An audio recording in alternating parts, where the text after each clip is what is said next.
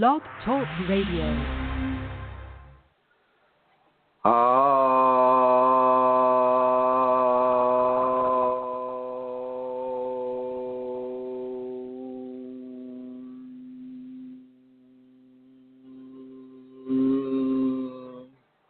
Hello, everyone, and welcome to this program. My name is Chrism, and I'm your host, and I'll be joined by Santara Kundalini a little later in the program, who is also our host.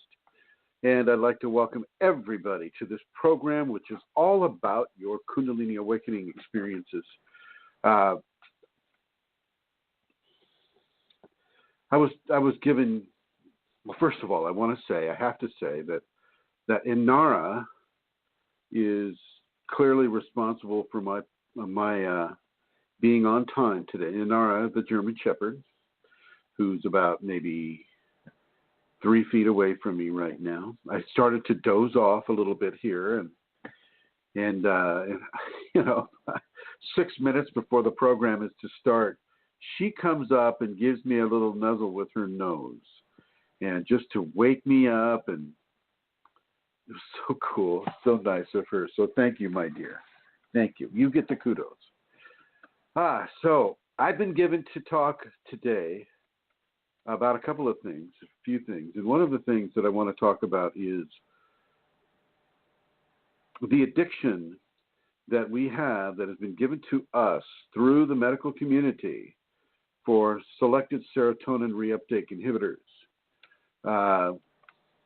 We're really operating our brain in an incredibly imbalanced way. And these SSRIs are not natural, they are artificial. And I know some people could say, well, if it's of this world, and because it's of humanity, then therefore it must be natural because it's made of natural components that you can only get from this world. But I'm going to suggest, no, that is not as that. I mean, that is true in its essence, but the application on the brain is detrimental. People are allowed to make mistakes. Scientists that are possessed entities that are, making them develop chemicals that throw a person's brain out of balance. This is not a good thing, and this is something that I'm talking about today. But first, let us see if the sound is working.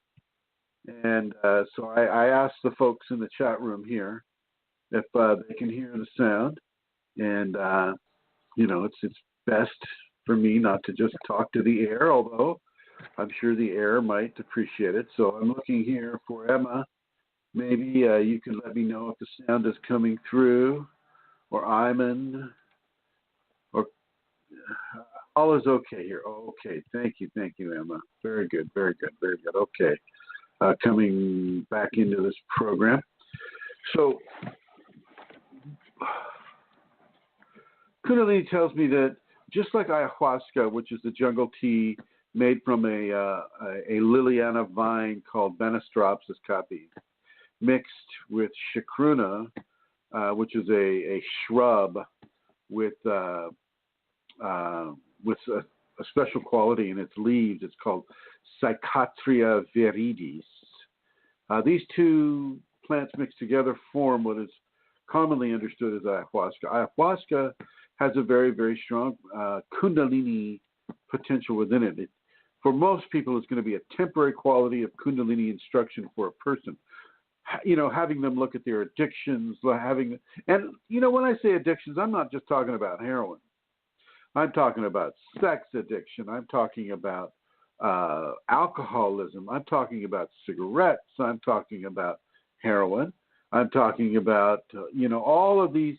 When you just put the word addiction out there, I mean, it's a huge area of understanding about what addiction is and how that is manifested by humans in this society. And so addiction is a big deal. And anyway, so the ayahuasca goes right into the area of the brain where the addictions are the most prevalent and begins to work on them. The person has to kind of want to look at that themselves. It's not always going to be forced on you, but sometimes it will be. So there's that. And then all these different, shall we say, mechanisms for hallucinogenics that can really, in very small doses, can really make a huge change in a person's ability to withstand certain amounts of psychological and sociological disturbance within their brain. You got to understand that we live in a society that is really unbalanced as far as how it affects us.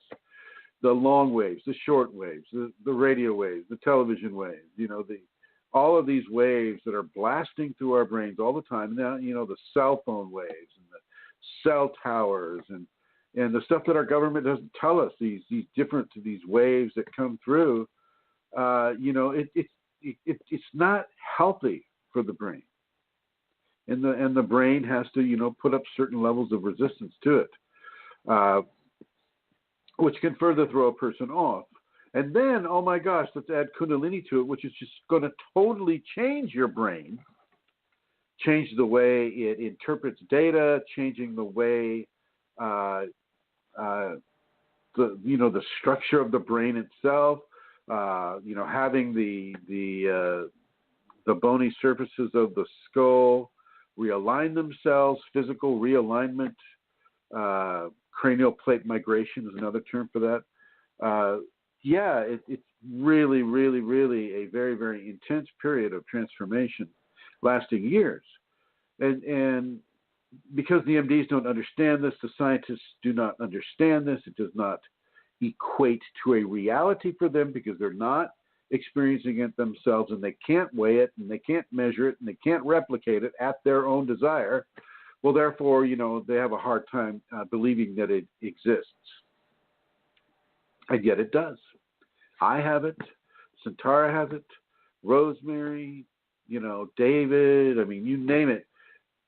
There are a lot of people in our groups and on this program that have this very thing that I'm talking about.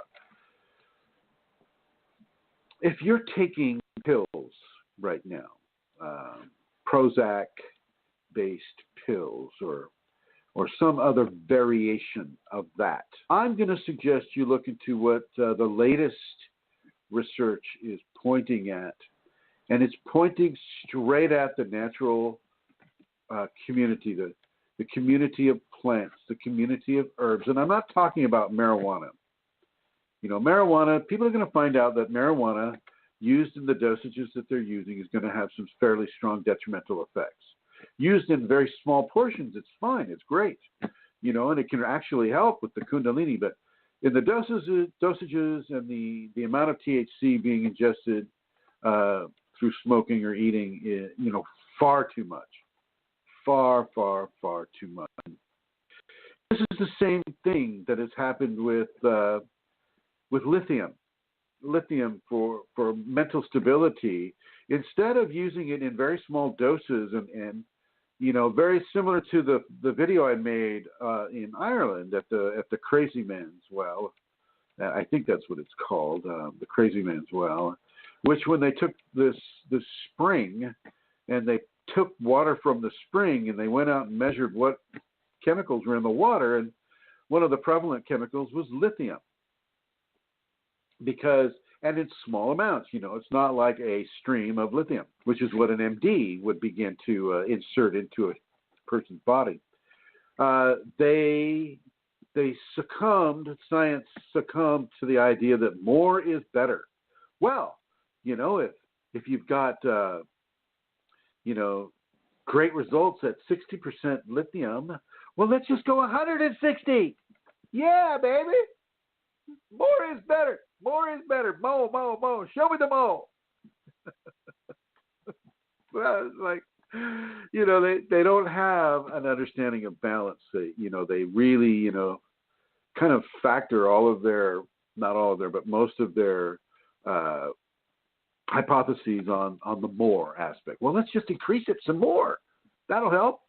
And this happened with Thorazine too. Thorazine, before we heard of the Thorazine shuffle, Thorazine was a very, very, very helpful drug that was given to people that had no life. The people that were totally catatonic, the people that were so imprisoned by entities and all of these things that can happen with a person, they were given a new lease on life. They were allowed to come forward into society, have a job, have a place, have a name, have an identity that before they wouldn't have been able to have. But science, just like it did with lithium, decided, well, hey, gosh, if 100 milligrams of lithium or of thorazine is good, well, let's just give them 800 milligrams of thorazine, or 1,000, or 5,000. Geez Louise. And so, now you have people overdosing on thorazine, or at least at that time. That would have been back in the 80s. And they developed something called the thorazine shuffle, where they've been given so much thorazine that they're walking around drooling on themselves and shuffling. That's called the thorazine shuffle. And I worked in hospitals where this was being done to people.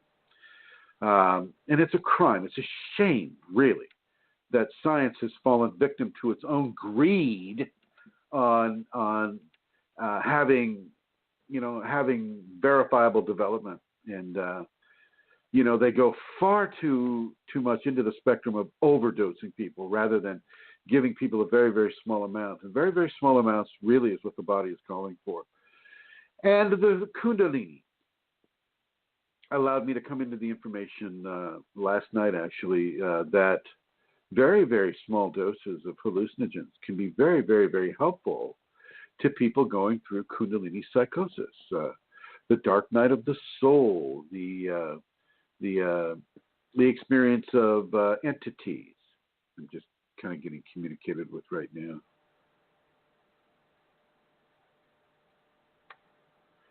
The experience of entities, the experience of Kundalini syndrome. But the deal is because we're so infatuated with the idea that more is better, that typically people will get lost in the whole overdosing of these types of natural substances.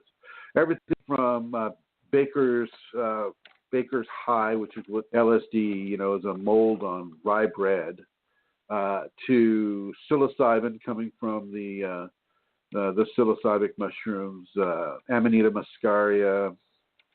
Amanita muscaria is that red mushroom that comes up at Christmas times in pine forests, and it has red with white spots. And there's never been a known overdose with that Amanita.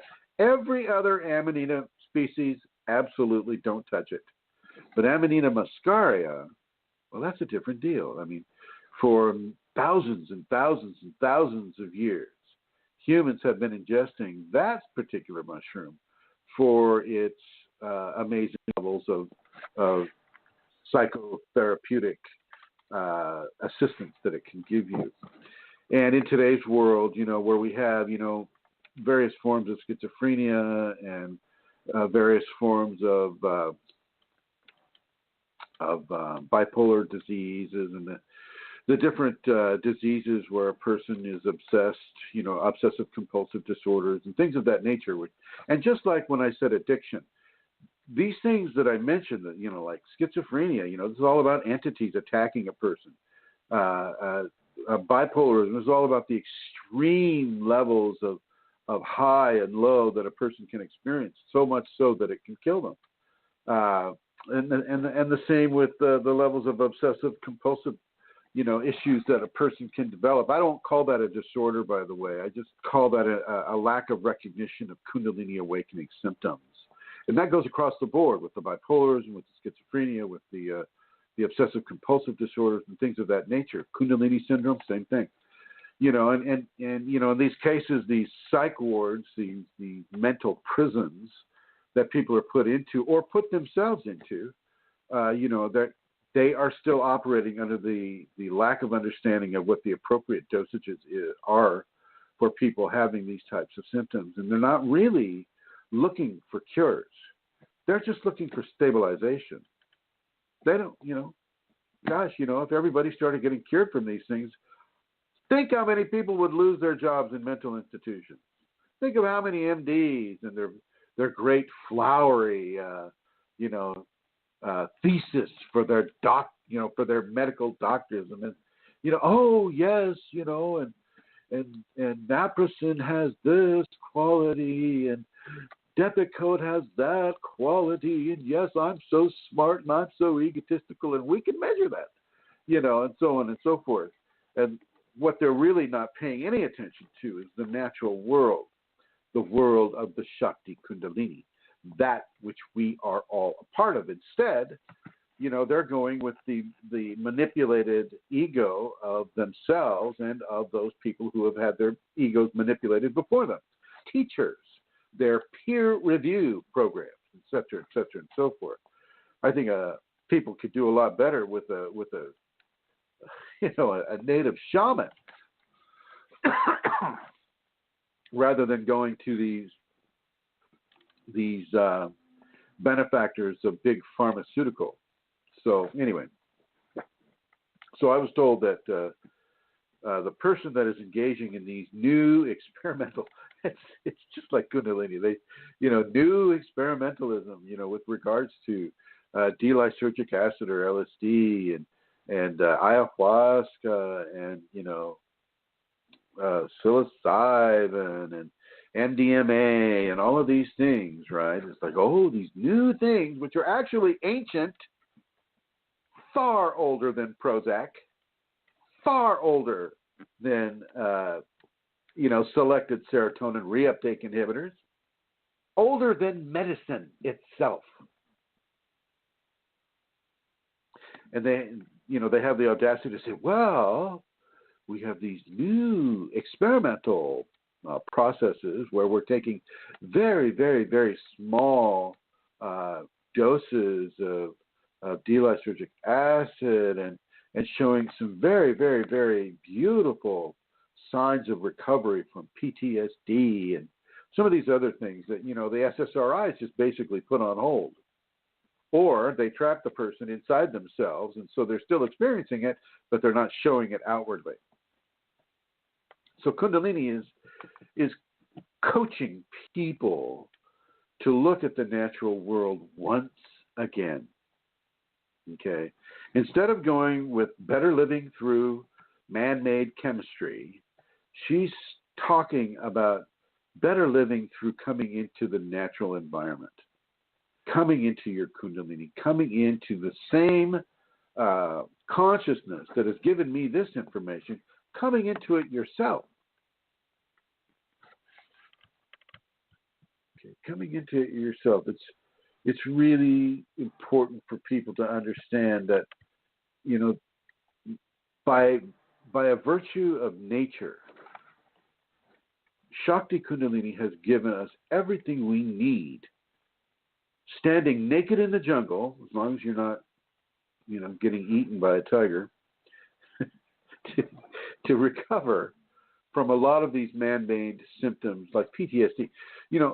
It's PTSD isn't all about, current wartime things, people going from the United States to Iraq or Iran or Afghanistan or somewhere else. The Roman legions had PTSD. Alexander the Great's men had PTSD. When you're fighting in wars and you see firsthand what happens to people inside of wars, with their limbs getting hacked off and heads and whatnot, and the sight, the sound, the smells of guts being exposed and the vapors from these exposed human insides coming into your nostrils and the screams and all of these things. It's enough to put a person into PTSD. And they also understood that the natural world, was available for the healing that can come from these types of PTSD. And so when you start looking at the natural world, you start looking at ayahuasca, which once again, there is no known overdose of. And I know that one guy was drinking massive amounts of it, and he wandered off and got killed. But that wasn't because of the ayahuasca. That's because he wandered off into a country that he didn't know about. And they found him later on, right? And in Peru, with all of its beauty and all of its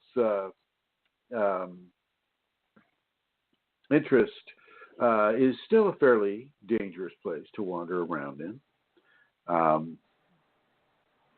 When you're on ayahuasca and you're wandering around, it's a very different place. During my experiences in Peru a couple years ago, I was taking, I was definitely inside of an ayahuasca experience, and I found myself wandering outside of the ceremonial place where everybody was, about 30 people. And I found myself wandering outside looking for somebody because I'd been told that they were missing.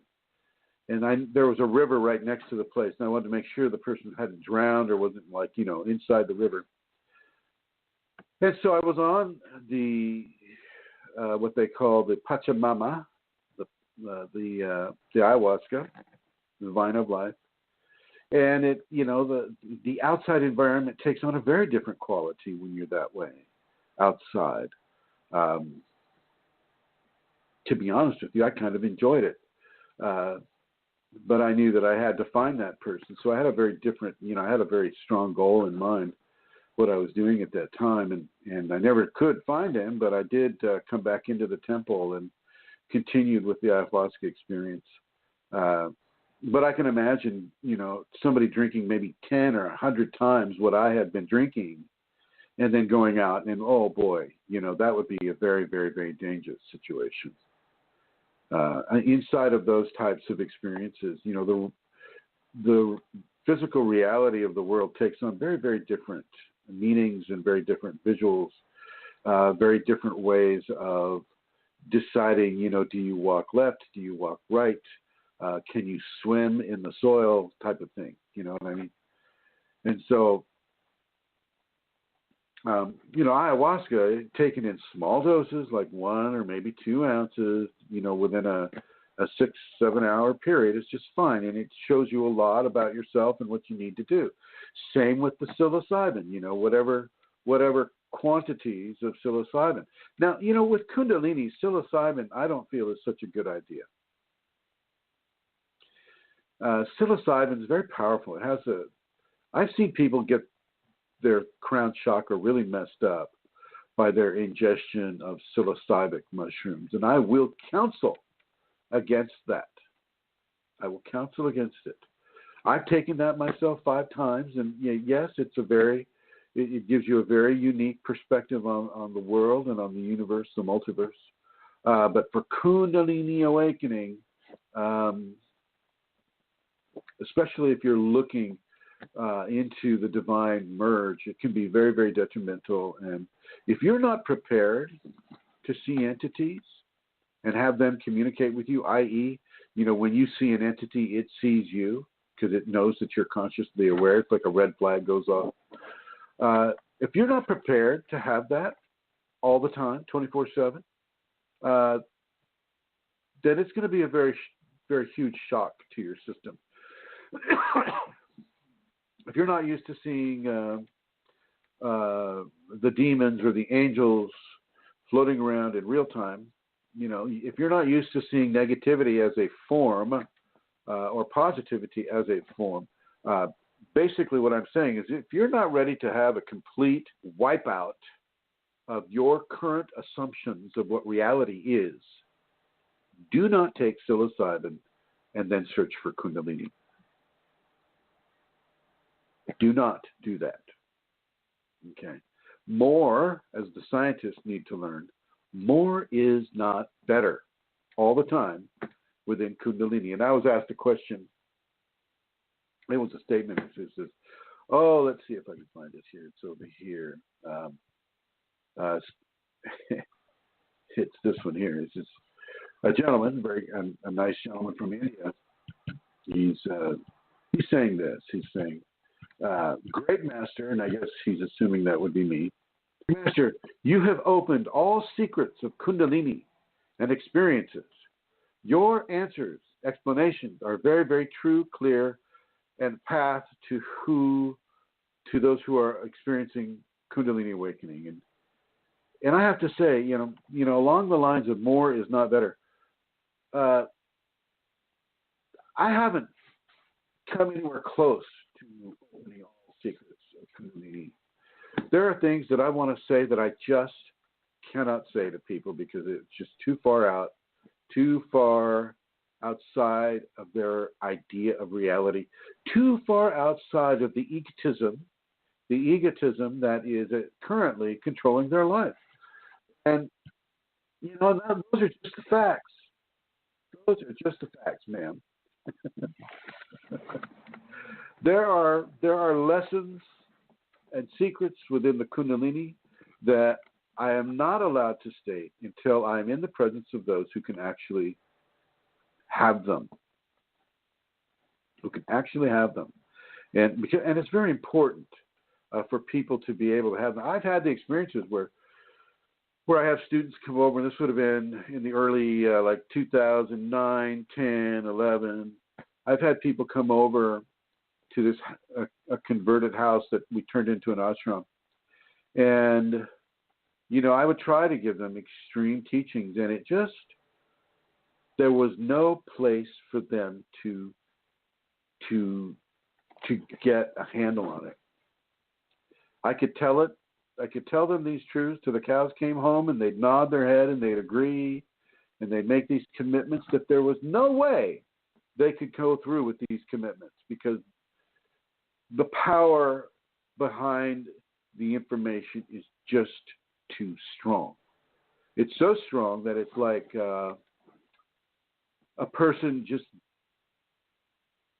cannot grasp what is being told to them until they reach a certain level of receptivity.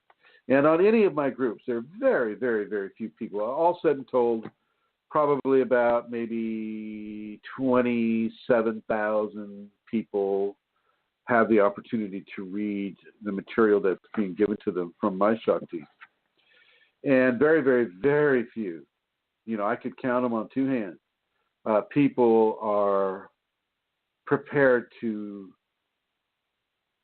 have these stronger truths that require very much so the in-person experience. Kundalini, and then there's these levels of surrender, levels of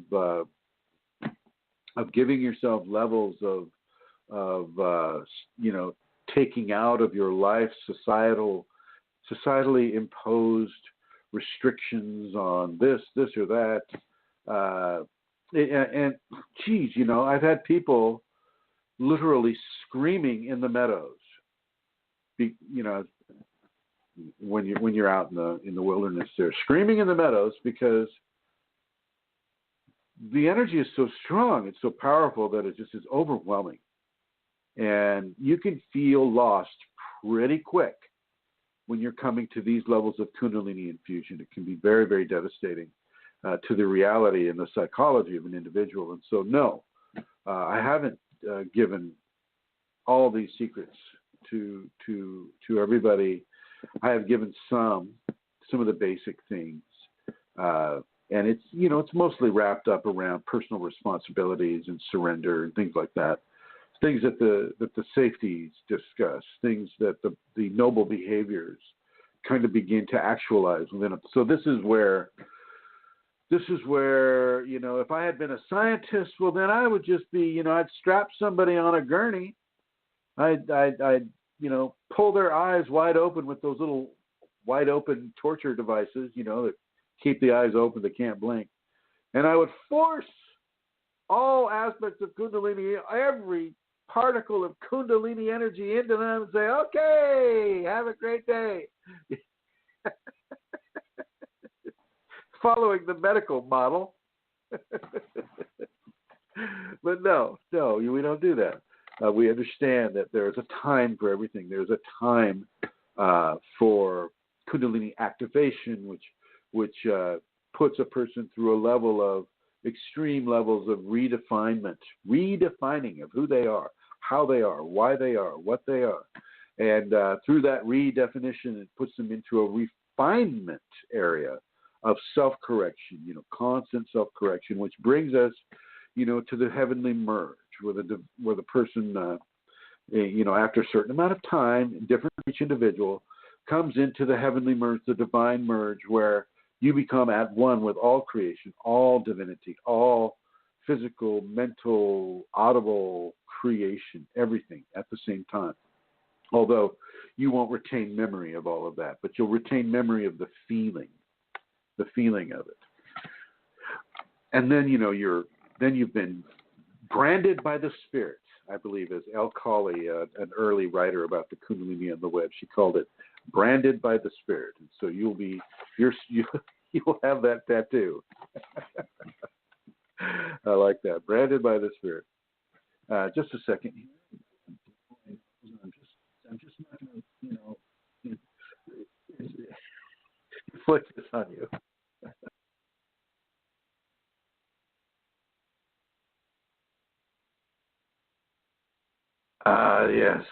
Yes. Very nice. It's the small things in life that you really like. Being able to blow your nose. Which brings me to my next topic here. I have the pleasure to announce that I indeed have a nasal infection, a sinus infection. And I noticed it today when I was blowing my nose, because I had to blow my nose, number one, and that it was very colorful, number two. And having the Kundalini, I don't have a lot of pain with it. And even if you do, ladies and gentlemen, you do not have to suffer with this. I know I go into a lot of mentoring people about allowing themselves to learn from the pain, to learn from the discomfort, to learn these things. But for things like a flu, where no matter what you do, you're not going to get rid of it. Take some Motrin. Not so much aspirin. Not so much acetaminophen. I mean, acetaminophen kind of hurts the liver. Aspirin hurts the kidney.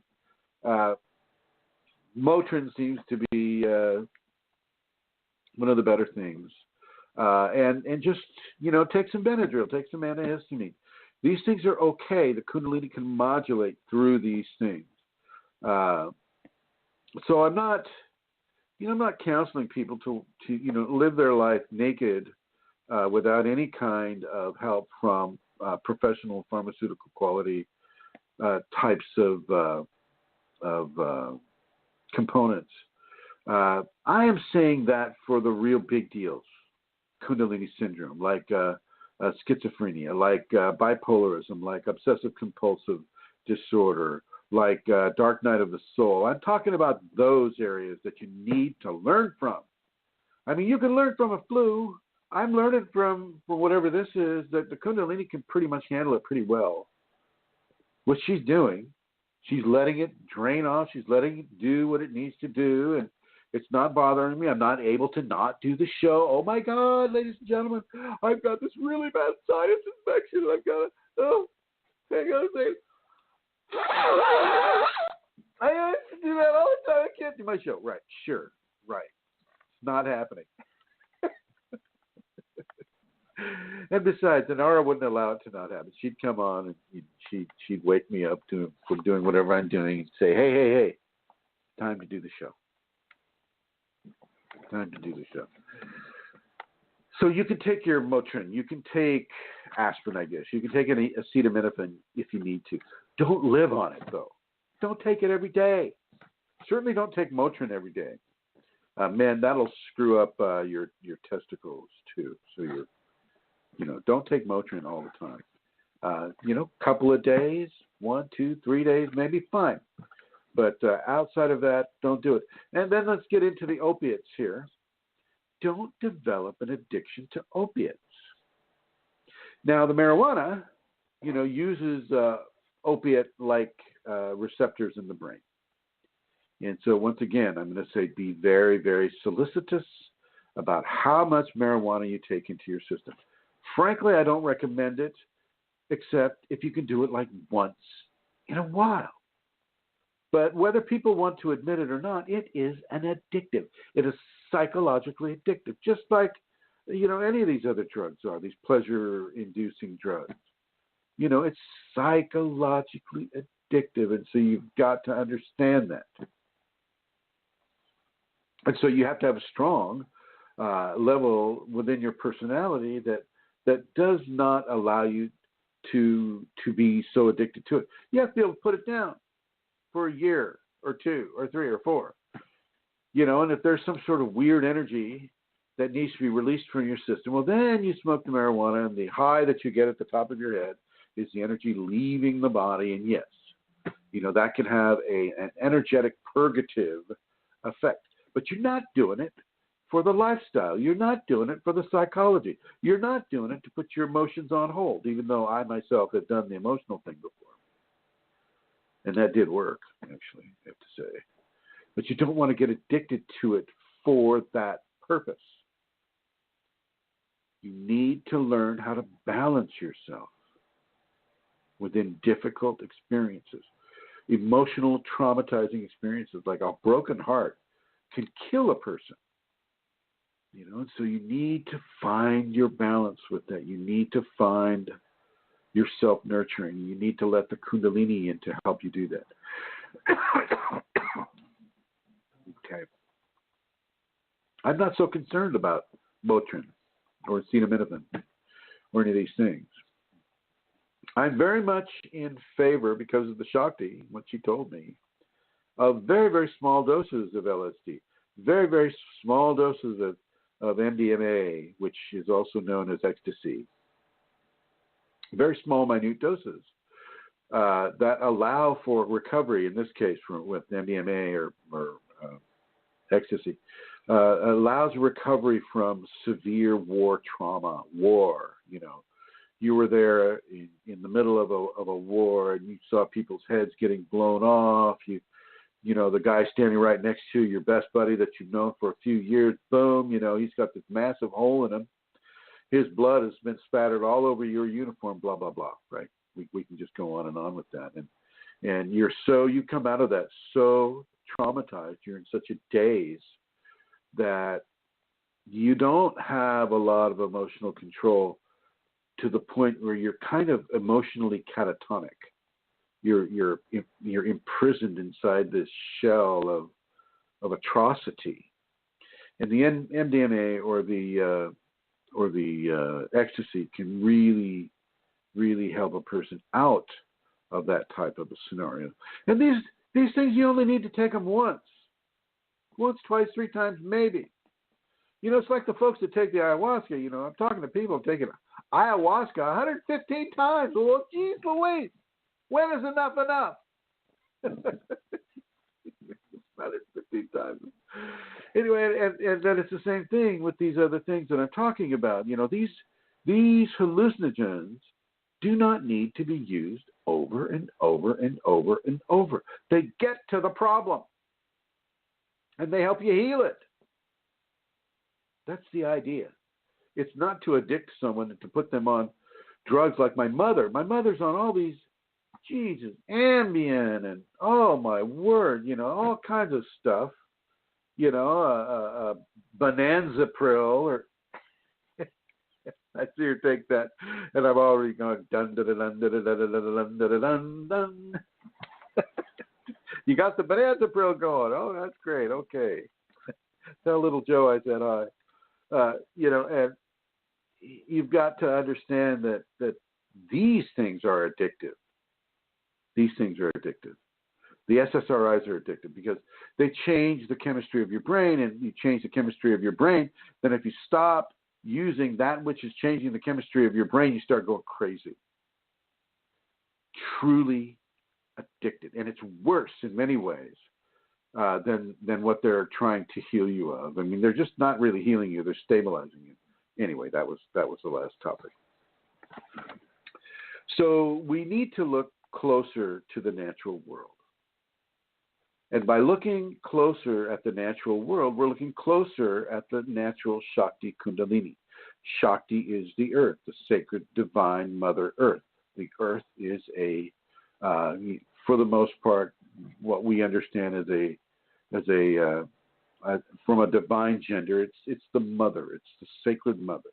Mother Nature, Western people know it as Mother Nature. And so the Indian people, the people of the East, they're a lot more accepting of it than it is in the West, the scientific West. But still, it is of a sacred feminine quality. And the closer we look at these natural resources that sacred femininity has provided for us to look at, the better our lives will be, and the less addicted our lives will be, and the more openings towards the understanding and the experience of grace our lives will be. Now, I'm not going to say I'm suggesting any of these things. I will suggest, of course, that you go through your MD. Well, I'll suggest this. I'll go so far as to say that find an MD that will work with you in this way.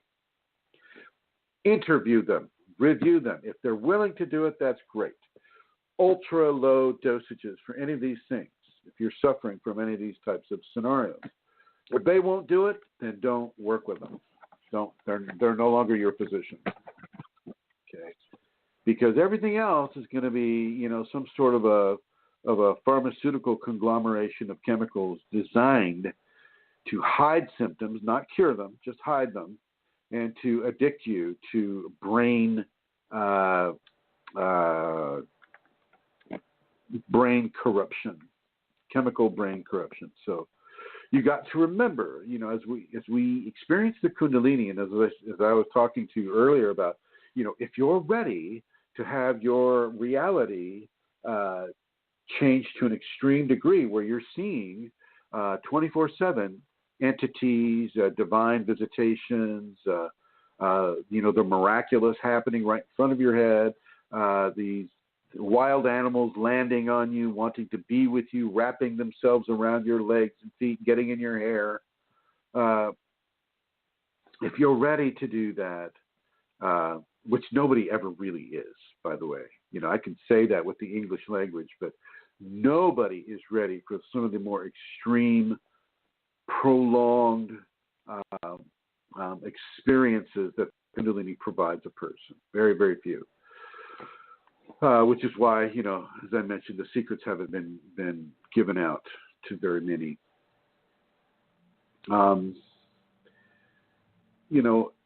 When that happens to you, then you'll be under a safe level of guidance from your own Kundalini. But don't push it. Don't take the psilocybin and go into a church and look for God. Don't take LSD and, start running naked through the jungle. Same with ayahuasca. There's real dangers to that, especially ayahuasca, especially if you're in Peru. First time I, experienced that, it was in 2010, and our guide said he had to go to the bathroom, so I had to go watch him so that I could bring him back into and he ran away into the jungle, completely on the ayahuasca. And the whole village had to be awakened up. It was like 10:30 in the evening. The whole village was awakened, and everybody was out in the jungle at night with flashlights looking for James, our guide. And after an hour or so, they caught him. They caught him and they sequestered him in a safe place where he could continue to have his ayahuasca experience. But he got out. He escaped. And so once again, all the shamans were out looking for him. And, nobody in Peru or Brazil, wants to have an international incident inside of these areas. And that would have been an international incident. He was a British citizen. And so nobody wanted to have a big international incident with Britain. And so everybody was deeply, deeply, deeply concerned. But we couldn't find him anywhere on the island. It was a big island in the middle of the Amazon River. And so we just went on with the ceremony and hoped for the best. And the other two people that I had there taking ayahuasca, one was doing a lot of vomiting and probably not having the very best of times. The other was laughing and giggling and making animal noises. And every time I checked in with him, he said, "I'm okay, Chrism. I'm okay. It's fine. It's all good." You need to go right back into it. And it was very, very beautiful to see, for this gentleman, what was occurring and how it was occurring, how it was affecting him. Whereas my other friend, he could have probably used a few more treatments, but he hadn't planned it well. And, he literally had to get on the plane while his ayahuasca was in full motion. He later on said that, he was having hallucinations, getting on the plane, sitting on the plane, the lights, everything. I'm going to bring Santara on. Hey, Santara. Hi, Chrism. Yes. Can you imagine? Can you imagine having, what happened to you at Alonzo's and then getting on a plane? Oh, no, horrendous. Yeah. Yeah. I mean, imagine being able to just deal with people, what you'd be seeing. Oh, my God. I dropped him off at the airport, and these two burly-looking guards you're looking at us really suspiciously, right? These crazy Americans. Yeah. What are they up to now? What are they trying to transport back into their, into the States? What can we throw them in jail for? And it's like the guy, he had his suitcase, and he kind of walked a little tipsy-like, and they let him through. They let him on the plane. He got home okay, but, oh, boy, it was something else. Yeah. Well, I'd like to introduce you. I'd like to introduce you to everybody who is listening. This is my co-host. This is Santara Kundalini. She is the one who allows this program to exist. And I want to welcome you to the show. Thank you for coming on with such short notice. You are welcome. It's good to be here. Always is, Chrism. Hi, everyone. Hi in the chat room there. And I just want to say hi to Manisha, who Chrism has just woken up. She's normally going to sleep at this time. So hi, Manisha. Good to see you. And hi, Manisha. I think I will be seeing you soon. I'll be arriving in Germany on May 20th and leaving on May 28th. And those are the dates that I'm looking at. And I'd also like to see if I can make a side trip up to Cologne to visit with Vincent. As some of you may know, Vincent was the gentleman that I advised go to John of God in Brazil to work with his entity issues. And, he'd be a good one to come to the show with because, he had a lot of different experiences down there. He's up in Germany. He's in Cologne right now, and I'd like to see if we can do a side trip to see him. Well, this would be a good time to just give a quick shout out about the seminar, Chrism, and let people know. It's happening in Germany, May 26th, 27. Manisha is organizing it. If you want to have any details about it, contact her. She's on Facebook. Manisha Manish, or you can go to Chrism's Facebook page that deals with seminars. It's called Kundalini Seminars and Events with Chrism, and you will find it there. All the details about the seminar in Germany, May 26th. And we also on April, in the last waning days of April 2018, April 28th and 29th, we also have the pleasure to announce a seminar in the Mile High city of Denver. This is being put on by Mohan with assistance from Rosemary Goliath, and we are in the process of putting together advertisements and putting in some columns in local papers and magazines. And this will be happening, and I'm going to go ahead and bring Mohan into this. And Mohan, are you there? Yes, Master, I'm here. Yes, can you tell us what the name of that hotel is? It's Fairfield and Residence Inn in Broomfield, Denver, Colorado. So the name of the hotel is the Fairfield Hotel, and it's in Bloomfield. Broomfield. Is that like a suburb of Denver? Yes. Okay. So it's in Bloomfield, which is a suburb of Denver, Colorado. So for those of you that are in the Midwest and those of you that are in the Mountain States, there's a lot of air coming into your microphone, Mohan. I'm going to put you in the blue for a second. for those of you in the mountain areas, for those of you who can make it to somewhere inside the United States, maybe not be able to fly over to Germany, which I would love to have you do. But if you cannot do that, if you, like, say, live in Arkansas, or you live in Texas, or you live in Arizona, New Mexico, Washington State, California, Nevada, you can probably make it to Colorado. I was able to drive from California to Colorado in about 20 hours. So, that's just something for you, so you have your car there too, you can get around.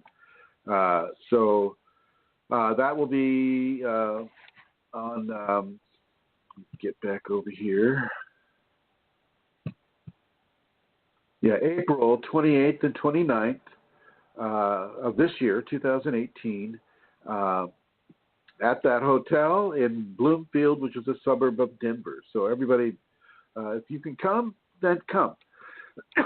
If you can't come to this one, the very next month will be the German one, and I'd love to see you there. Yes, ma'am. Well, Manisha says there's 15 booked in now to the one in Germany, and there is a limitation on that. It's not, she has to cap the numbers fairly soon. So, guys, if you're listening and you want to come, you better get onto her fast. Yeah. Right. She doesn't have a stadium. She doesn't have access to a stadium. She does not. This is not a Pink Floyd concert. It's going to be a wonderful, intimate gathering, and some of them are like that, and this is one of them. So there's probably a few more spaces. Manisha, you're in the chat room there, yeah? She's going hee. But there are probably a few more. So do get on to her if you're even thinking about it, and have a conversation with her so she'll know what your thoughts are and if you have an interest. And I'm looking at the chat room right now. And Michelle Ranger, I sent you a private email. So I'd just like you to take a look at that and respond to that if you wish. So I see you there.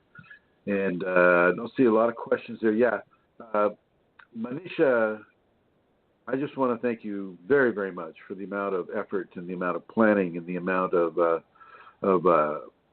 hopefully not a lot of expense, but the amount of expenses you put into this, and we'll make sure that you do not, that you come out ahead of the deal. I want you to come out ahead of the deal, and I really, really appreciate it. It's good to see Andrew and Lannis and Emma. Hello, David, and some new folks here too. So thank you all for coming in here, and I'm going to swing it back to the main studio here.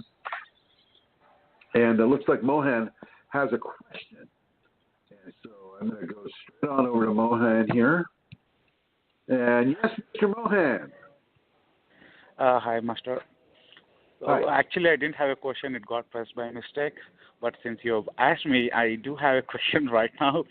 That can we make somehow for people who are not able to travel to the venue where the seminar is happening, can we do it some online live session kind of thing? Is it possible? I suppose it's possible. Sure. That's a lot of time to be online, though. That's 16 hours of instruction. And, yeah, Yep. I mean, think about it. 16 hours. 16 hours is 16 hours. I'm not sure I could hang on my computer for 16 hours. Or it's 8 hours a day. 8 hours a day. So that could probably, that's a little more doable. If we get any interest from people who are not able to travel to the venue Yes. for the Denver Yes. thing, I can set it up something for the online thing. I'm perfectly open to that. And, the whole idea is like what you suggested the other day, Mohan. It's us getting the word out. People need to come into this information for their health, for their ability to have and hold extreme levels of energetic transformation and still be able to drive a car, get the kids ready for school, things like that. And so, we have to get this word out. And if that's part of what you can do to get the word out, then I fully support you, my friend. Fully. Okay, Master. Thank you. Thank you. And thank you for that question. And everybody, this is about that. This is why we even have this program. This is why I'm saying anything that I say on the web and, on the Yahoo group at Kundalini Awakening Systems 1 at Yahoo, if you don't like Facebook. And, of course, on the Facebook groups. We have plenty of groups there, and the Google Plus groups and the face or the the other groups that I have, throughout the internet and the blogs. I think I got 7 or 8 blogs, and they all get added to. So it's all about getting this word out. It's not, nobody's making money on it. Nobody's getting rich. I just got to FYI you that. Nobody's getting rich here. This is not like some of these outfits you see in India where they, they're getting 1 billion people and they're making them all pay money. Excuse me. This is not that. This is very different from that. Very, very different from that. So you just need to know that. It looks like Indra has a question. Mohan, if you can, if that question mark is still relevant for you, like if you have another question, well, I'll just go there and check right now. Mohan, do you have another question? No, Master. Very good, very good. Thank you. Okay, and then coming over to Indra, who also has a question. And here we go. Hello, Indra. Hi, how are you? I'm doing well, thank you. How are you?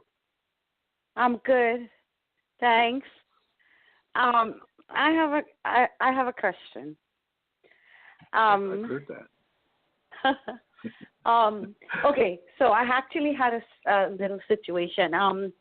I went into a certain place. I'm pretty sure you could read between the lines. I went into a certain place. I have a password to use at that place, and it's 12/21, which is my birthday. And I took my son to get a password / code to that same place, and I noticed he chose my birthday too, which is 12/21. And I whispered in his ear, and I go, "Did you choose my birthday?" And he said, "Yes." And when I looked up on the wall at that place, I saw 12/21, 12/21, 12/21, 12/21 4 times. So you took him to a brothel? Why are you taking your son to a brothel?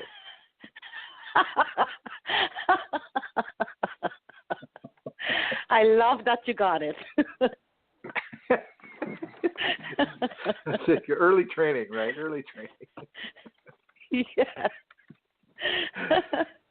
So you're going to ask me why the 12/21, right?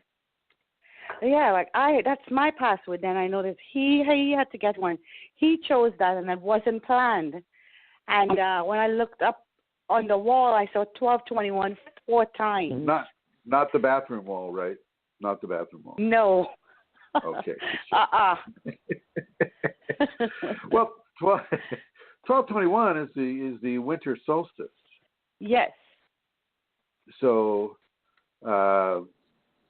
why did people choose 12/21, the winter solstice? I don't know. Maybe that was something that was important to them. Maybe not every single password there was 12/21.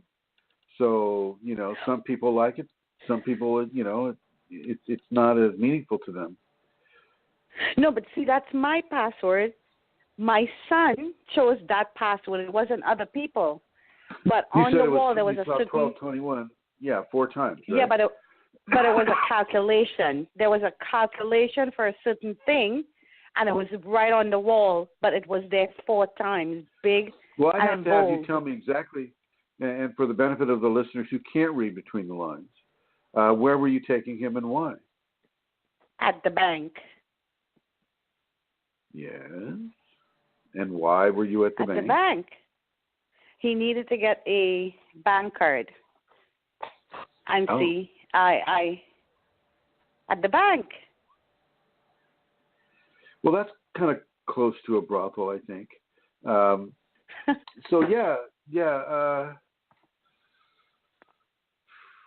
Well, I'm not going to be able to tell you why somebody, these people chose your your password, for their account, or why.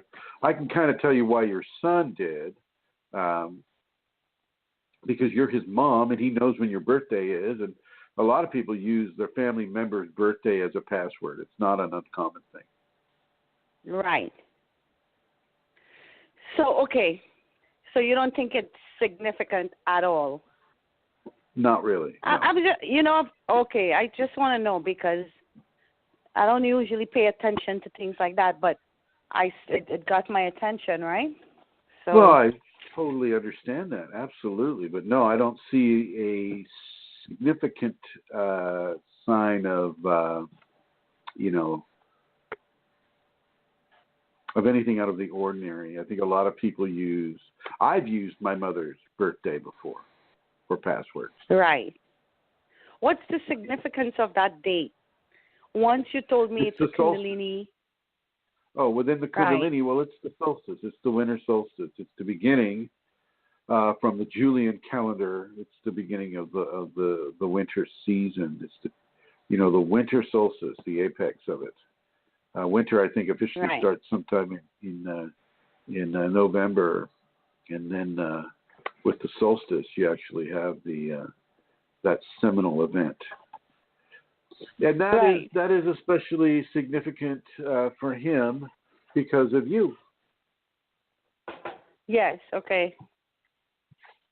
Okay. I was just curious. It just it's like, oh my God, at this moment, he chose it. It's already my password. I understand, where you're coming from with this, and because you have so much phenomena coming at you because of the Kundalini, that you're going to kind of draw references to. And that's true. Because when my third eye was about to open, I had an experience similar where for a month, I had seen 111, 222, 333, 444, 555, and it just lined up, and it happened for like a month, right? Right. So I couldn't help thinking like somehow something was lining up, or it was connected, like, you know what I mean? Sure. So my mind went there, and I just wanted to go ahead. Within a Kundalini context, you can find a reason and a rhyme for certain things happening within your life. You can find that. But that will be for you to find out from your Kundalini, to discern from her communication to you through symbol divination. Right. Yes, I got it. Well, very good. Very good, my dear. It's a pleasure to talk with you this week, my dear. Thank Same you for here. calling in. Yes, I would listen to the rest of the show. Okay, all right, putting you there.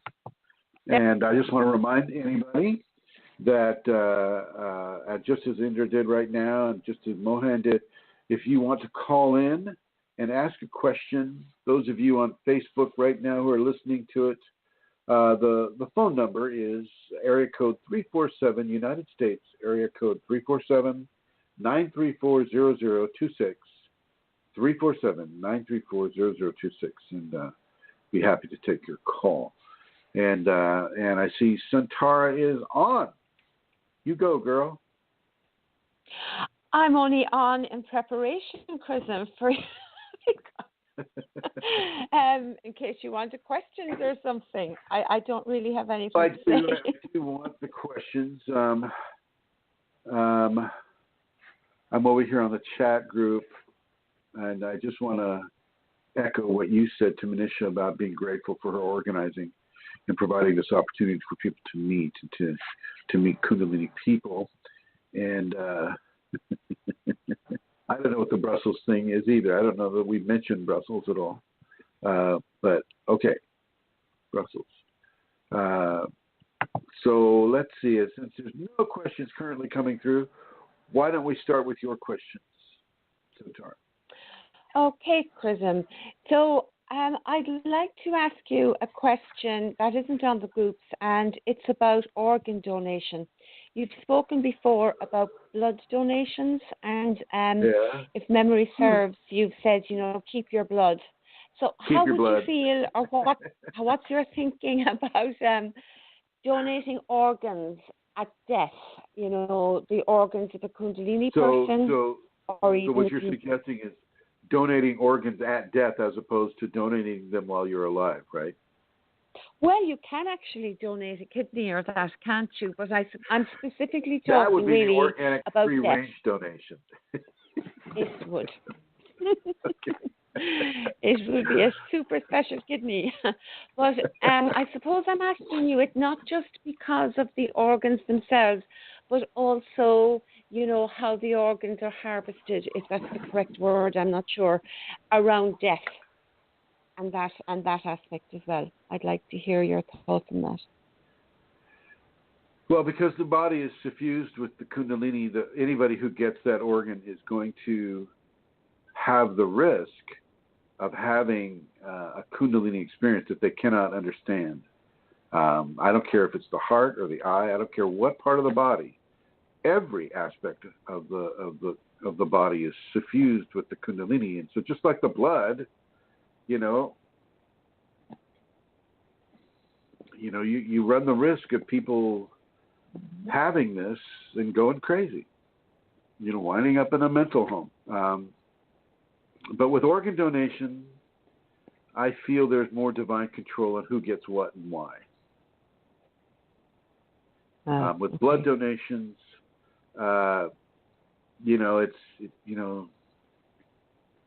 there's still that divine control on who gets what and why. But you're alive, and so your resonant energetic signature is now in two people instead of just one. Or however many people got the blood. With the organs, first of all, it's a stronger force. Well, I can't say that either because the blood's everywhere. But it's a strong force nonetheless, and they might start seeing angels, and they just might start hearing voices, and they just, you know what I mean? I mean, they might come into an activation by virtue of your organs, and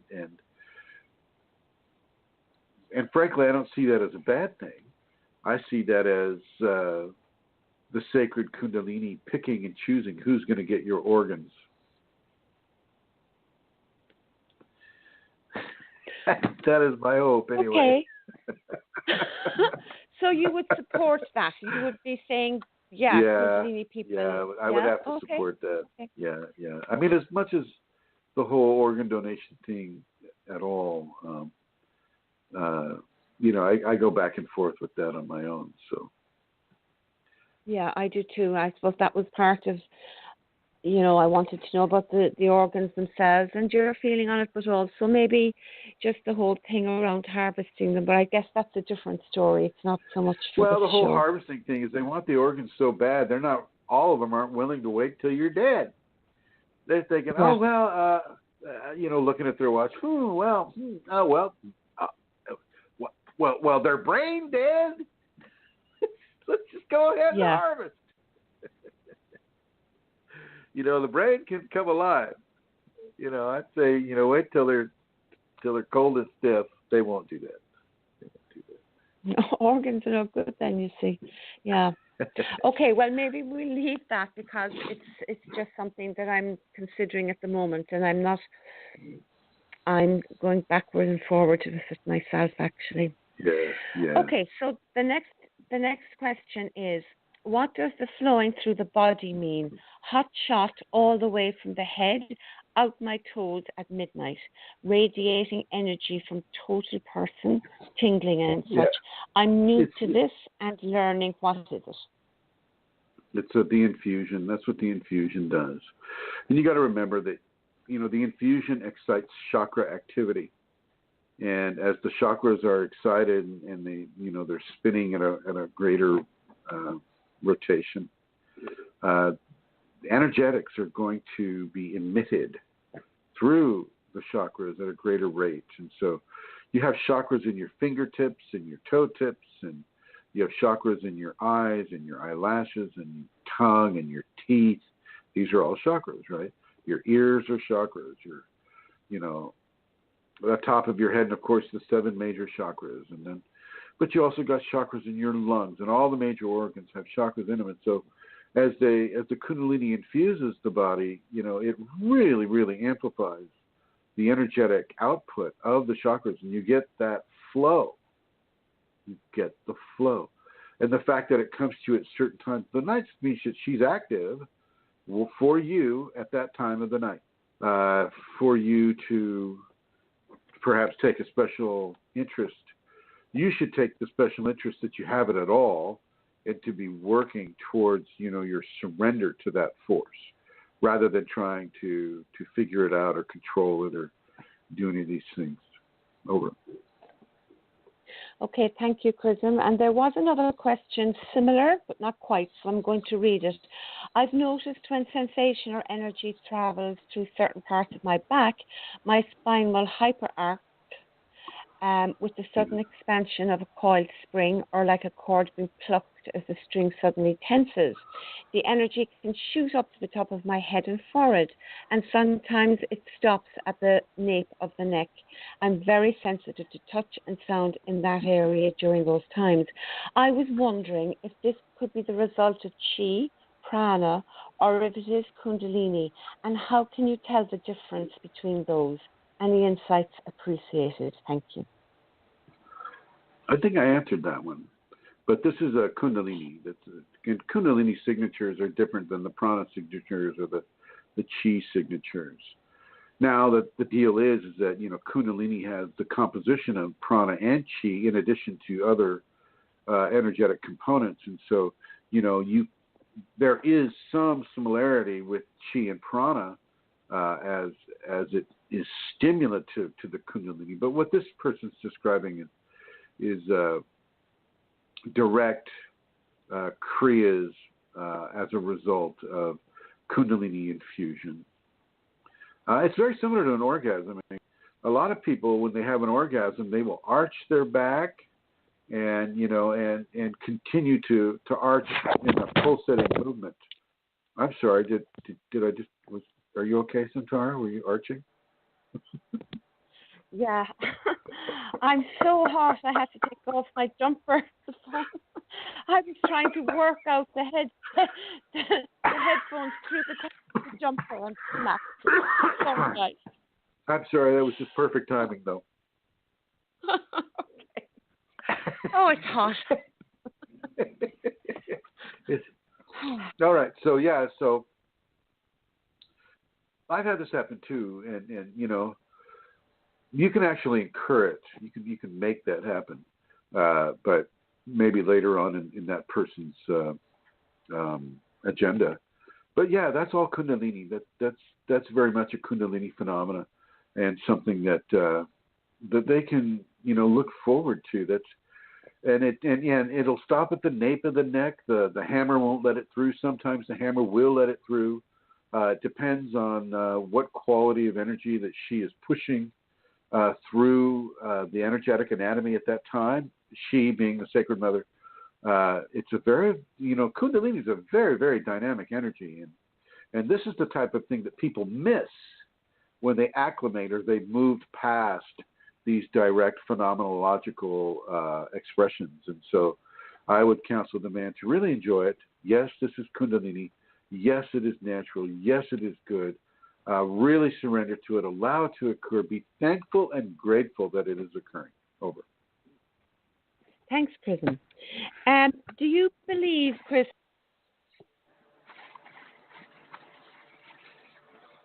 Oh, shoot.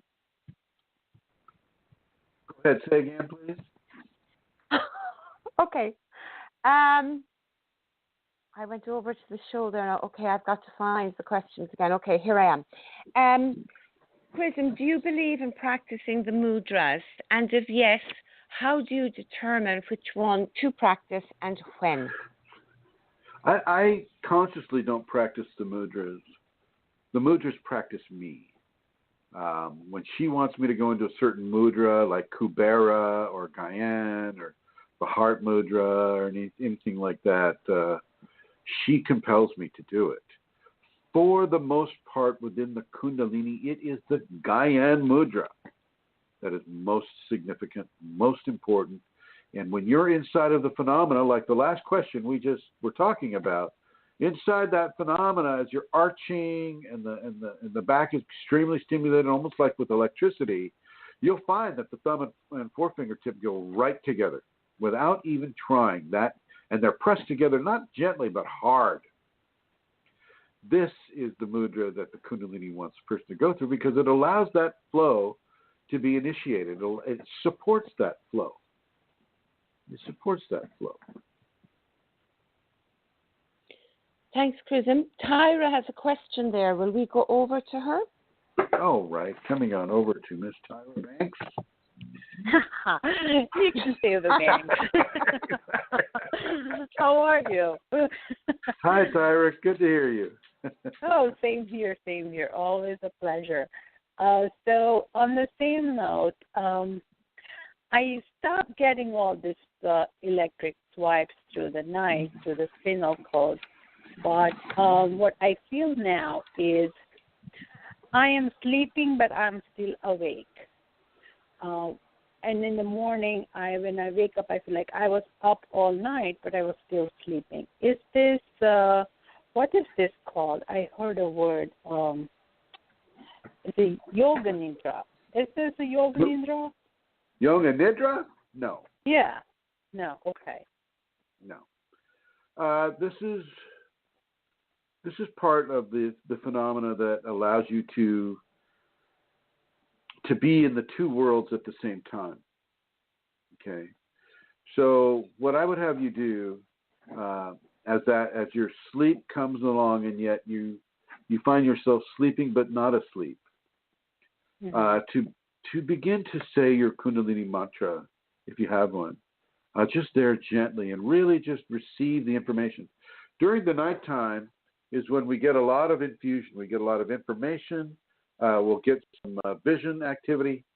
And so it's important for people to bring themselves into a position where they can see it and participate in it. And by being asleep and awake at the same time, you're in the Vasika Pisces of the two worlds. You're in one foot is in the physical awake world, one foot is in the, shall we call it, the astral and the sleeping world. Just a second.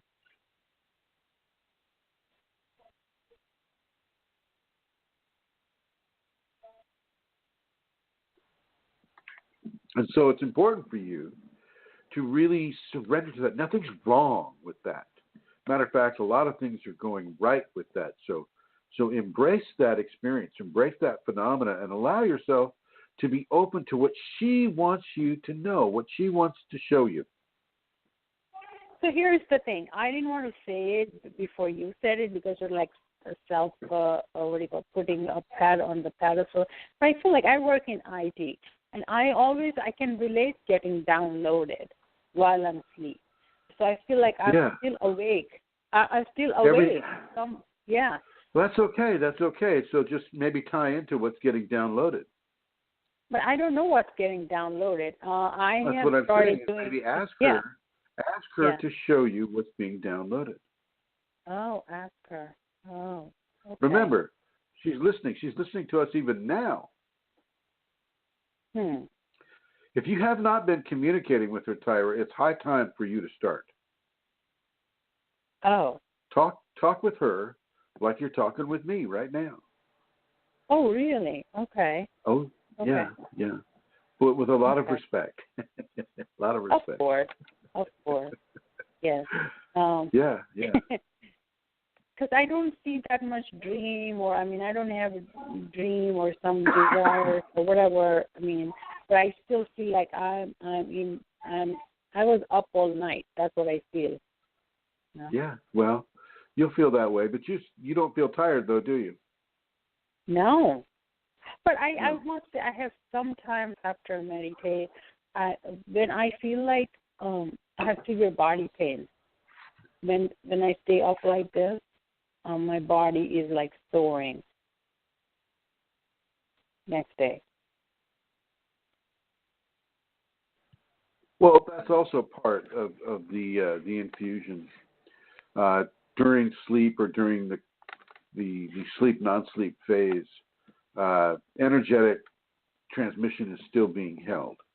And that insertion of energies into the muscles and the bones can cause a level of soreness. You got to remember that Kundalini is not a gentle, easy quality all the time. Sometimes it is, but for the most part, it's fairly easy to feel. And that level of energetic infusion is a huge change for the cells of the body, and they will expand. And as they expand, those communities expand, those cell communities expand. The person is going to feel soreness. It's like the kidneys. You know, when the kidneys start to expand, they don't expand in a little way. They expand in a big way. And you have you could tactilely feel the kidneys extruding through your skin on either side. And it's these communities of cells in the body that are being expanded. And it's sore. Your kidneys can be sore because of that too. And it's the change that is occurring. It's the infusion of the transformation dynamic that is being expressed. And you just need to kind of get used to it and be okay with it. Yeah, it seems like it comes in the waves of it. It will come, it will stop, and it will come again, and it will stop. And whenever it comes, you feel like this pain is not a normal type of pain. It's some pain. It's a little different. Comes right at the deepest level of the core. Well, you talk with her. You need to have a conversation with your Grace, my dear. You talk with her about this. Thank you so much. Thank you so much. You're very, very, very welcome, Tyra. Thank you for calling in and coming back to Her Holiness Santara. Hi, Chrism. Can I just say a little bit about that, if that's okay, about... Sure. Yeah, because she did use the term... I can't remember what it was now, but it just triggered something. I would have had that experience as well of sleeping but not sleeping, like I'm observing myself sleeping. It's not out of body, it's being awake but not awake. And what I came to understand, for me anyway, is that I was like being brought into a form of consciousness. Shakti was bringing me in there, and that I needed to honor that and to honor the Shakti within me when she did that, when she brought me into that consciousness in my sleep. There's a stillness there that's really connected to the Shakti. And because somehow she doesn't allow our ego to be there, I don't know what it is, Chrism. It's like there isn't the same awareness, there is no memory of it really. And it doesn't typically. And it doesn't seem to matter that you don't remember anything or that you're not dreaming. It's certainly a place that she brings us. And it's a beautiful, still place. And it's a place where we can honor the Shakti within. And I think to have a conversation with her as well about it is spot on, because she'll expand that then as that proceeds and as you engage with what she is doing and where she's bringing you. Yeah, I agree. I agree. I think this is a good space. No, good. Yeah. Go ahead, my dear. Yep, going over to it. Okay, so Chrism, I suppose you're asked this often, but it comes up again and again. So can you just briefly say the difference between activated Kundalini and awakened Kundalini for new people? Yeah, activation creates the impetus to self-correct, to refine and to redefine who you are, how you are, why you are. And it brings you to the point where that redefinition creates a magnetic pull through the Kundalini to join with itself. And as that magnetic pull is initiated, one is pulled into the divine embrace. And this is where a person merges. And then you have a whole different level of redefinition to experience, because now for as much as she allows you to remember it, and everybody's different there, for as much as she allows you to remember the divine merge, you become more of a representative of the divine as much as she will allow you to be.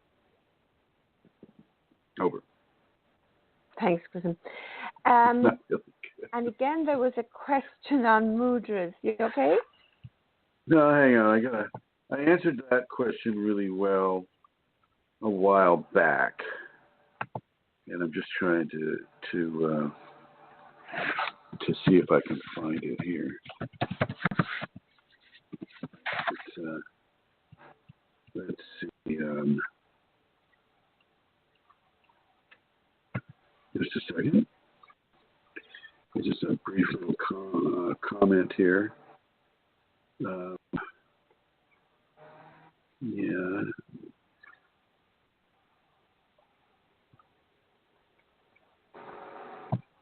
Well.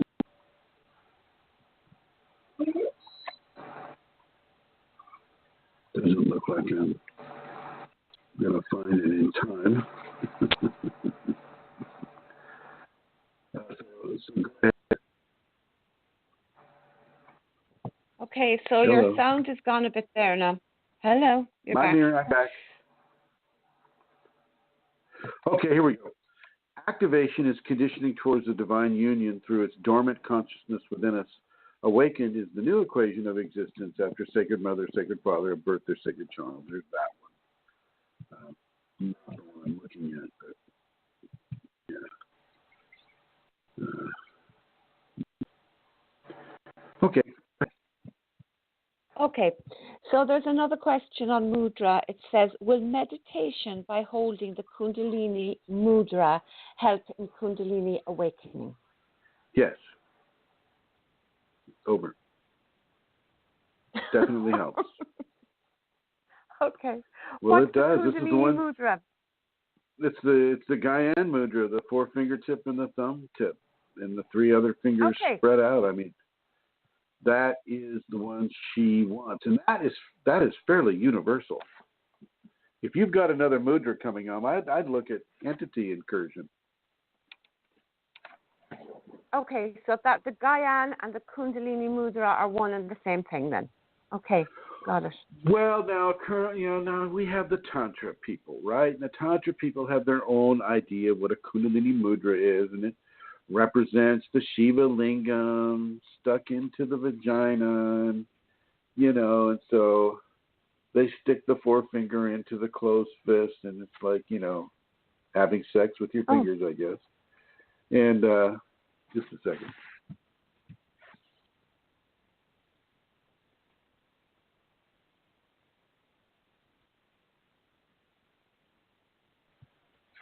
It's not what I'm talking about. I'm talking about forefinger tip, the pointer finger, and the thumb tip coming together with the other three spread out. This is the Guyane mudra, and this is the actual Kundalini mudra. It's not replicating physical sex with your fingers. Okay, thanks. Okay, well, sure. You're most welcome. Okay, so there's a question on libido. Or libido. All right. Libido, is that how it's pronounced? In... I like the way you said it, libido. Don't say libido. I thought that's how you pronounce it. Let's talk about the libido. So sometimes libido energy is dominant. What to do? Just go with... Libido. Okay, I'll start again. Sometimes libido energy is dominant. What to do? Just go with the thoughts or struggle to retrain it? Will it do any bad? No, it's not a bad thing at all. If you can restrain it, then restrain it. If she's given you that discipline, and you'll know if you can't. You'll know that, oh God, this is nothing I do is going to stop this. And then you just let it go. You let it go. And then if you're a man, that means that The ejaculation, is happening. If you're a woman, that means the ejaculation is happening. You just have to let it go. Sometimes she will not allow you to control this. And I know the people that are practicing celibacy are saying, wait. But I don't care whether you're practicing celibacy or not. Kundalini trumps your, I hate to use that word, Kundalini is dominant. I can see why. Oh, my God. Kundalini is dominant when it comes to having control over the sexual issues. And if she wants you to orgasm, well, she wants you to orgasm. If that means you spill your seed or you give out lubrication in great quantities, then you do that because that is what she wants you to do, regardless of what your little egocentric brain is saying. Oh, I'm practicing brahmacharya.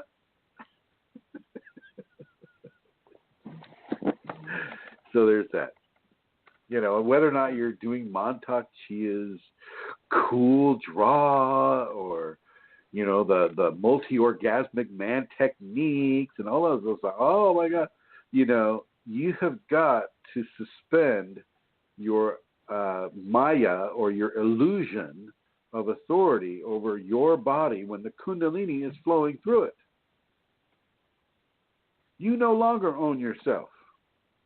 Kundalini owns you, makes the choices for you. For the most part, in many ways, she'll teach you through the classroom of your body.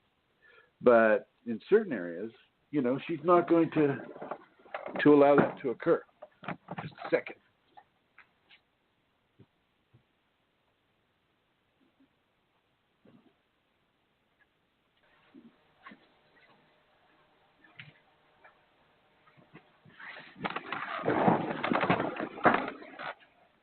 Over. Oh, okay. Right. So there's another question. I think today I had the first encounter with telepathy. After meditation, I opened eyes, and while still in a meditative state, while focusing on a candle in front of me, it began moving. I'm wondering if this is common. What are you doing? Well, I had to put Ishta into her little kennel.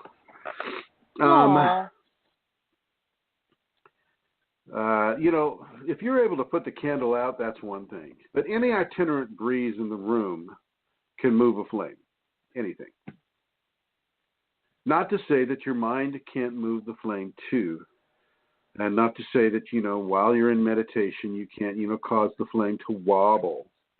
But that it's not something that is as defined as putting out the candle or lighting the candle. That's where chi would come into play. Now she's going to start crying. Oh, boy. Can you hear that? Oh. Yeah.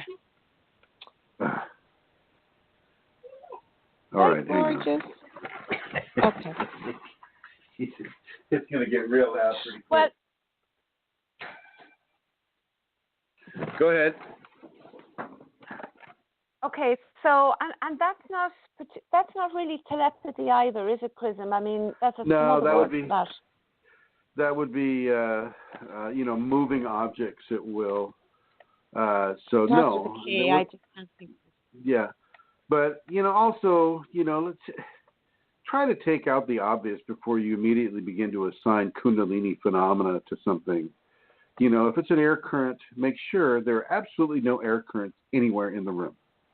Make sure there are absolutely no entities in the room as well, because the entities can also have effect on the physical properties of a flame. So before you start going, oh, wow, I've got the Siddhic skill of moving a flame with my mind. Before you start going there, make sure you take out some of the other areas that may have a direct effect on that. Like it's not going to be psychokinesis if something else is doing it. Over. I don't have any more questions, actually. Let me just have a quick look on the. There's no questions that I can see there. Anyone in the chat room there have a question, guys? Type it in. Well, Atlanta Seeker wrote, she says, that has happened to me when I meditate. Dreamlike sequences of events that I can observe come into my consciousness. And that happens a lot. And that's a good point that Atlanta Seeker is bringing up. When you're awake and not awake at the same time. Geez, everybody's coming to me right now. Hi, Basha.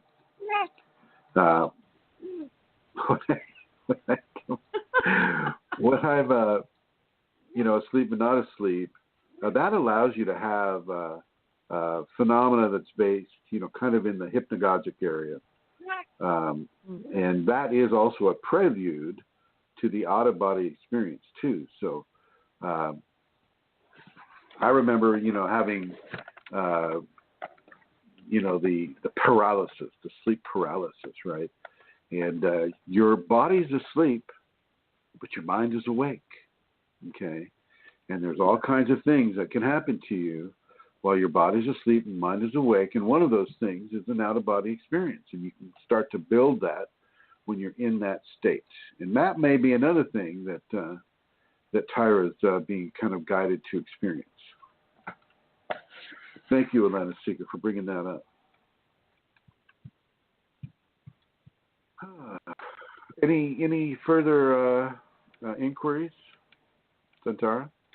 No, that's the end of it. I was just going to say a little bit about that well, when you were talking about the crazy man's well. The well of the the crazy man's well. Well, just to give you a bit, like, that is located in a valley near where we lived in Kerry, and the name of the valley was called Glowningyalt, which means the Valley of the Mad. And the reason it was called that was that a lot of people who would have been considered insane long ago came to that area because of this well that Chrism was speaking about, and they used to drink from the well. And I mean, it goes way, way, way back, like into ancient times. How far back? Well, I know it goes into the 12th century, which isn't that ancient, but there's something a way back about something about Merlin, but I can't remember Chrism enough to be able to speak about that now. Sure. But anyway, so there's a well there, and people used to drink from the well, and they had cures. And it's interesting because lithium was what was discovered to actually exist in that water in very minute, low doses, which is something like what you were saying. But it had a higher lithium content than other waters in Ireland. I mean, you don't get that typically in water, as far as I'm aware. It's certainly no. Yeah. So it's very unique to that one. To that one place. It's very, very unique. And boy, you can understand why they would be guided by their madness or the Shakti or, whatever was helping them to go there to partake of that well. And it would be something that you'd have to have kind of like every day. I imagine there were lines of people going to that well to partake of the lithium until perhaps they found a cure. There were pilgrimages there, and people used to come and spend some time there. I know people came from the continent. Apparently, the King of France or something came. I can't remember. Again, there was some big story about that. And the interesting thing is the Irish, they build a road right over it. They don't. It's next to it. Yes, the road goes right over the well. No, it doesn't. He's exaggerating. It's at the side, so you have to walk down the side into it. Yeah, but anyway. The side of the road. Thank you. That's better. Yeah. It does. It is. But man, they should have a temple there. There should be a temple there. I want you to buy that area and put a temple in there. You're so funny.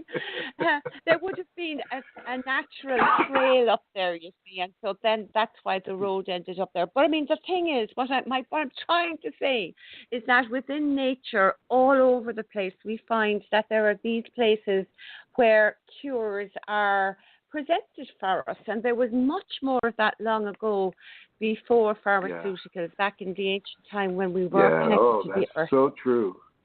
So true. Yeah, That's absolutely right. Yeah. So yeah, that's I guess it's really a spring, though, isn't it? Because this is water that comes straight out from the ground. Yeah, and it's I I didn't see kind of any evidence of a man-made artifice there to like dip into the water. It just seems to come straight out of the water or out of the earth, and there it is. And Ireland, has that history of just having all of a sudden waters erupt somewhere on the island. If you read the Annals of the Four Masters, they pretty much chart a lot of the lakes and the springs and the rivers that developed in Ireland, in the last 4,000 years, 5,000 years, and boom, it just happens. The water just starts coming up. Interesting. Yeah, it is. The Irish seem to be the only ones who paid attention. Everybody else is going, yeah, whatever. I know. I was just Googling there quickly as I was to see could I find something about it, but it's just no, it doesn't matter. Does it matter? For me.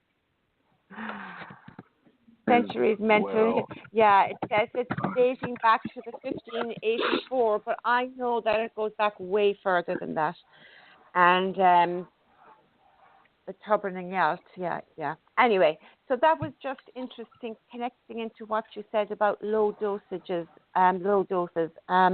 Did you say at the beginning, Chrism, of the program that you would support very, very small doses of pharmaceuticals for people? Or did I mishear you? Thorazine, yeah. Thorazine started out to be very, very low dose, and it really helped a lot of people. And so the see why you didn't want to read about that. I can see what's going on. What are you reading? But then the scientists got a hold of it and said, "Wow, gosh, if a little's good, then more is better." And so then they basically drugged people into stupefaction because of their egotistical pull on corrupting a good thing by trying to increase it. If you look, there's an author out there now. I forget her name. Let me see if I can get her name here for you. She's written a book about this, and I suggest any Kundalini person to get this book, because if you're going to ever use any kind of pharmaceuticals for yourself, you need to read a book of a woman who has the Kundalini but doesn't realize it. Her name is Lauren, Lauren Slater, Slater. And her book is it is Blue Dreams, and it's the science and the story of the drugs that changed our minds. Okay, the science and the story of the drugs that changed our minds. And here's the author's note, says this: everything in this book is true. However, there are certain instances in which I have changed the names of identifying features of people I interviewed. All autobiographical material emerged from my memory of events that sometimes happened as many as 40 years ago. And blah, blah, blah. She actually experienced all this because she had, I think it was schizophrenia or bipolarism. On the title of the book, it says, with the experience of a patient, the heart of a storyteller, and the lens of a scientist, Lauren Slater chronicles the evolving, perplexing relationship between the physical and the mental. And she's strung out right now on SSRIs or Prozac-based medication, but she's researched the LSD, the psilocybin, the ayahuasca, and all of these, and she's come up with some very, very beautiful understandings about how these natural things really, really, really help people, like taking them maybe 1, 2, 3, 4, 5 times. That's all. Okay, not having to keep having that prescription refilled over and over and over. You just take it a few times, and you're better. And you're better. And that's a huge deal. Right now, and that takes money right out of the pharmacists and the pharmaceutical industry's pockets, because they want you to keep refilling that prescription. They want that. That's money for them. I bought this. This is true. I bought this book arriving on like Monday. And Blue Dreams, The Science and the Story of the Drugs That Changed Our Minds by Lauren Slater. I bought it on Amazon. It's about $19. And that's a hardback, unfortunately. I don't like hardbacks because they're, you can't take them with you in very many places. But right now, that's what you got. And, I think of Vincent, because I have these long conversations with Vincent about, what he would allow the MDs to place within him. Now that he's placed himself under the authority of an MD, well, the MD can kind of do whatever he wants with him.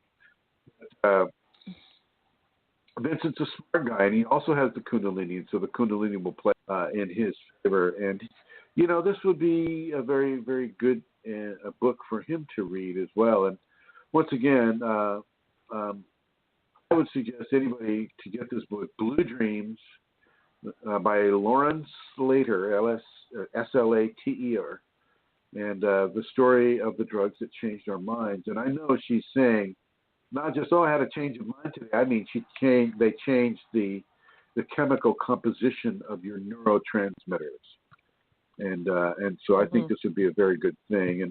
And Eamon Hammond says, "Hi, I'm happy." Let's see, Cartofelgen. Oh boy, that's a hard one. Jan. We'll say Jan for short. Jan is coming to the seminar. Okay, Jan. I could just imagine going, Master Chrism, what are your thoughts on ashwagandha, Brahmi? Well, I would say with ashwagandha, Brahmi, just to be very polite and happy to meet him when you see him.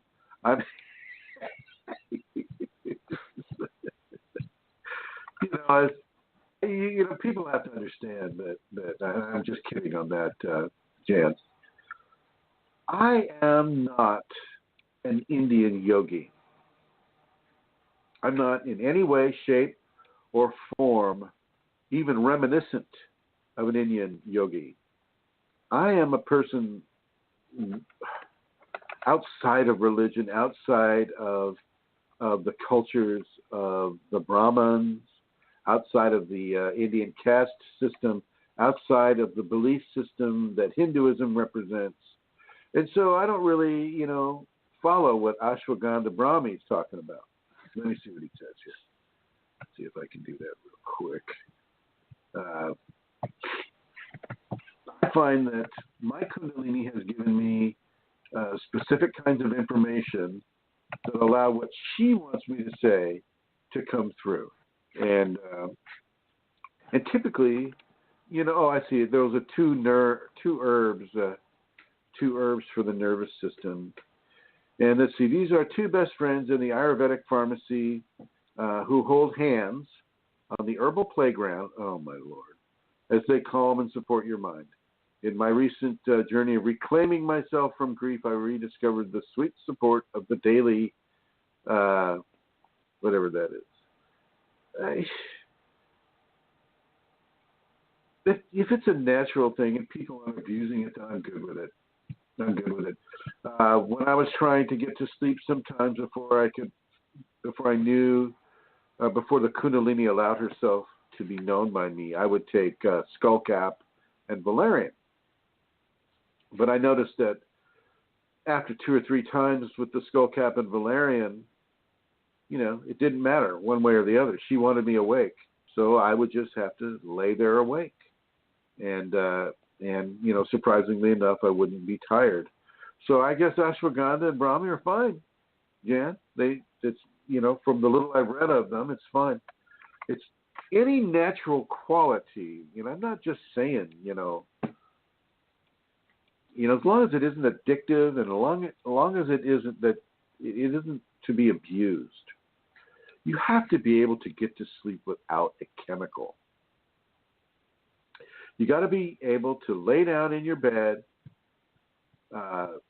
with whatever sleeping clothing, if you use clothing, and go to sleep without depending on an herb, without depending on a drug, without depending on a mind-altering chemical substance. Just by shutting your eyes and shutting off the light, go to sleep. And if you're using ashwagandha and brahmi to do that all the time, I'm going to say no. Do not do that all the time. Take a month off. See if you can. You've got to learn how to sleep again, just the way a baby does, just the way this little Siberian husky does, just the way Inara is doing right now. They didn't take a drug. Their species, all those drugs, experimented on them like 7,000 times the human dose. So that's my feeling about skull cap and ashwagandha and brahmi, all of these things that we're using to help us do what we should be able to do naturally. And Iman Hammond writes, "Hi, I'm happy to hear you, Master. I have a question.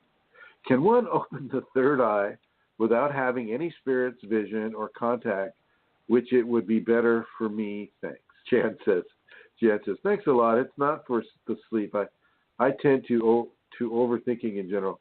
That's a lot of Kundalini people do, my dear. So you're in good company." And especially when it affects you physically, when it affects you physically, we want to know what is happening, why it's happening, and how it's happening. So yeah, I totally get it. And with Eamon Hammond, I'm happy to hear you. Can you open the third eye without having any spiritual vision or contact? And which would be better for me?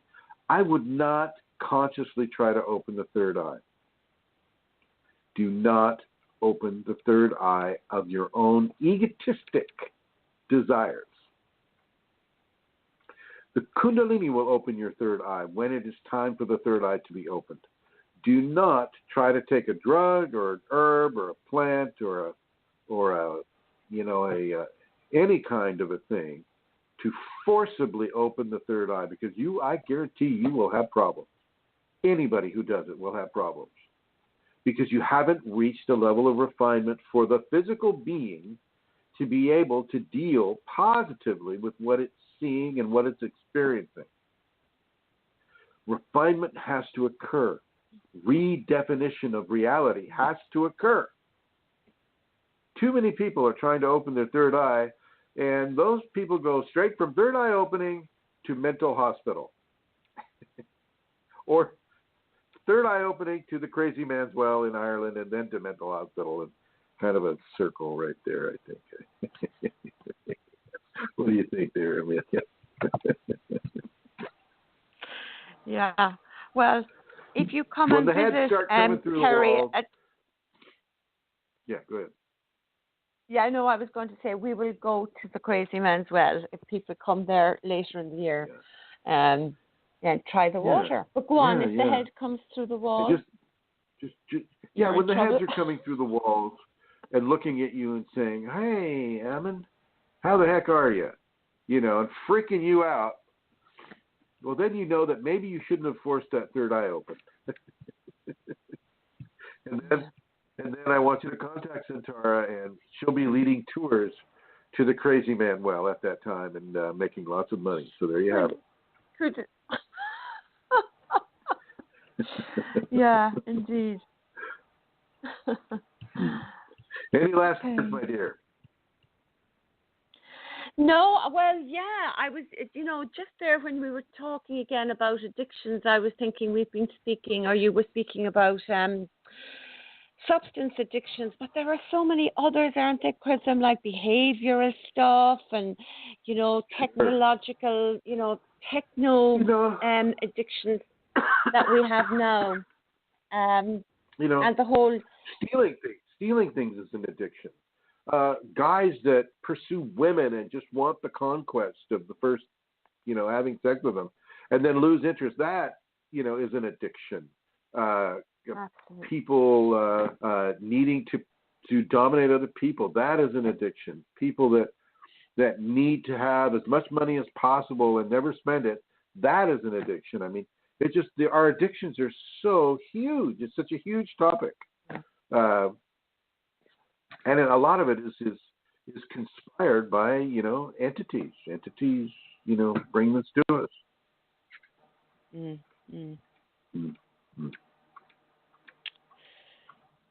Yeah. So anyway, I will see everybody next week, Chrism. Thank you everyone in the chat room and those who phoned in. Thank you for everybody. You can get this information on the Facebook groups, Kundalini Awakening ! Kundalini Awakening Systems 2, Kundalini Awakening Systems 3, Kundalini People, Kundalini Journeys on Facebook. You can also get it on Yahoo, which is Kundalini Awakening Systems 1 at Yahoo Groups, and Kundalini Healing on Yahoo Groups. You can also get this on Google+, Kundalini Awakening ! On Google+, and of course you can go to the YouTube. We have about 353 videos on the YouTube channel, and you can get those by going to Chrism, CHRISM, Kundalini, KUNDALINI, on the Google networks. And so these are all free. Everything I just mentioned is free. The only things I have to charge for really are the Shaktipat and the seminars. And I want to thank the people in the archives, the future people, for listening. I'd like to thank the people that are here right now and the people that called in, Tyra, Mohan. I'd like to thank Joey and Rosemary and Santara, especially, for allowing this program to exist. I'd like to thank everybody in the chat room. Hello, my friends. Good to see you here. Wish I could see you in person. I'd really love that. Wouldn't that be great? So if you can make it to either Denver or Germany, then please do. And for the people coming to Manisha's event in Germany, please contact her ASAP so that you can assure yourself of having a place. And I'm buying my airplane ticket for Germany, so this is going to happen. And I just want to implore you to really contact Manisha and let her know what your plans are, and I hope to see you there. Thank you, everybody, for coming, and I will go ahead and end this like I started this.